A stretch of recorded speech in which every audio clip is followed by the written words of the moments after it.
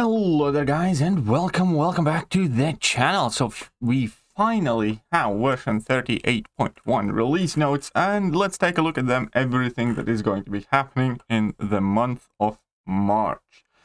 So let's scroll down first in bit. Obviously we're going to have our monthly story quest, Thronebreaker difficulty, where the young Avengers will team up with the champions to investigate bizarre thefts. Basically, it's just our regular Thronebreaker and Cav EQ.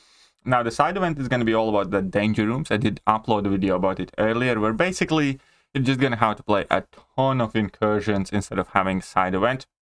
I like the idea in theory. In practice, it did look really grindy. So, you know, take it for what you will. You better like incursions if you want to do side event. And, you know, I'll definitely be streaming a bunch of it as well. I'm happy that they still allowed us to do the Zone 25 push, which in theory could potentially or should potentially be easier this time around. So we'll see about that. And we have our two new champions. Kate Bishop, we kind of saw a bit of her ability, same as Viv Vision. And I can't wait for Viv Vision's deep dive. She definitely looked quite exciting. Kate Bishop also looked great, but the difference in between both of the gameplays, that some people pointed out that Kate Bishop's damage looks insane, and it could be true, but what we saw was fully ramped up Kate Bishop's damage, and all of it will depend on how long she takes to ramp up. That will entirely depend how viable she is, because in theory, you can take a look at Shuri, for instance, and if she's fully ramped up, her damage is very, very good for like Labyrinth and Abyss length fights. Or like, you know, million+ health pulls, but initially it's completely awful. So Kate looked good. There definitely were some very good abilities, but I think the key takeaway from Kate's deep dive is going to be how easy it is to play her and how long the ramp up takes. And obviously similar things apply to Viv Vision. Abilities seemed quite bonkers, but we're going to need to see whether her damage holds up, exactly how her loop looks like, and, you know, what kind of potential deal breakers we might see. But I am looking forward to both of the deep dives. Both of the champions, you know, seem interesting for sure. But at the moment, I'm more excited about Viv Vision. But that's just, you know, very, very early thoughts. We'll see what happens. And we are getting our Hulk buff, finally. Now, there are some changes to the Hulk buff. And I will explain Hulk's buff in a separate video. But the buff still looks very, very good. I'm definitely taking up my Hulk at the very least to rank 3 and potentially rank 4. We'll see, but the buff still looks great. Additionally, buffing Hulk will have quite a lot of implications throughout the quests and everywhere else, basically, because Hulk has been in the game forever and he's in so many different story contents and so on and so forth. So they are updating quite a bit of nodes on Hulks that are placed throughout story Act 5 and Road Labyrinth and so on and so forth. Additionally, they are also changing back issues 5, which is the Moon Knight one, where basically we all had to have a Hulk, and Hulk was like the only one-star that worked. I believe they are changing the back issues 5 and some other quests to make it easier to complete. And also, they will be reverting all one-star champions to their pre-buffed versions. To be fair, you know, on a personal level, it's 1-stars. I'm not really fussed. But it's just to make sure that back issues right now are to make quests easier, accounting for that reversion. Well, I don't really have a strong opinion either way. Keep them buffed or leave them unbuffed.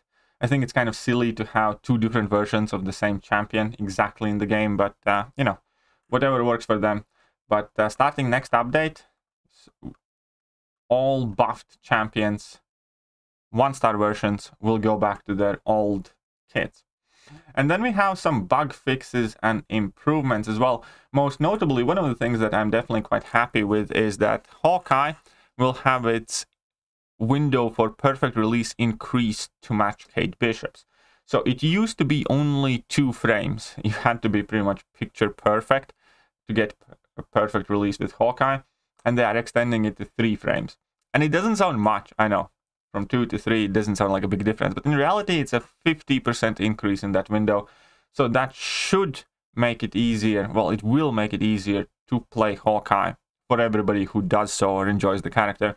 And it also means that it is going to be easier to get perfect release with Kate Bishop than it currently is with Hawkeye.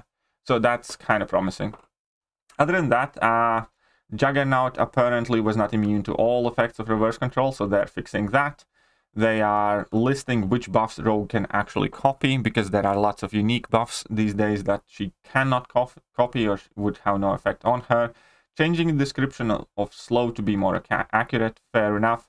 They are also changing the description of Hyperion's heavy attack, because apparently it only always affected Fury, Power Gain, and Regeneration buffs, and not other ones. And that's pretty much it. I don't think there's anything else kind of crazy. No major deal breaker bug fix this time around, as far as I know. And that is it. So we will have a relatively quiet month, not too much happening. It's just going to be, you know, our more or less bare minimum events. We're going to have our monthly event quest, you know, do your Thronebreaker EQ, do your Cav EQ if you wish, lower EQ. I still recommend doing the completion runs to get the units. Then instead of side event, we're all going to be playing a ton of incursions. And I'll probably be playing quite a lot of incursions on live streams in week 1, because week 1 of this update, we're going to have Battlegrounds off season. So that will mean that, yeah, there's not going to be that much else to do, especially given that we do not have any bigger content releases. As far as I know, 8.2 should be coming in April, so it's 1 month out. And besides that, yeah, just have the new champions, the incursions. We're going to have new season of Battlegrounds starting quite soon. Hulk update, new champions. Not too much else. They do have like additional explanatory post about the monthly side quest, but as I said, I already covered it all in the video earlier today. It's basically play incursions. There are going to be new buffs, and you know, for most part, that's it. There are going to be Vision and Kate Bishop rooms specifically designed, and that's how you're going to earn your currency and everything else. Right, that is pretty much it. There's not much to add here, so let me know what you guys think about the upcoming month. And as I said, I will record a brief Hulk buff video and what I think about it, because it has been changed from how it originally appeared. Anyways, I'll see you guys soon.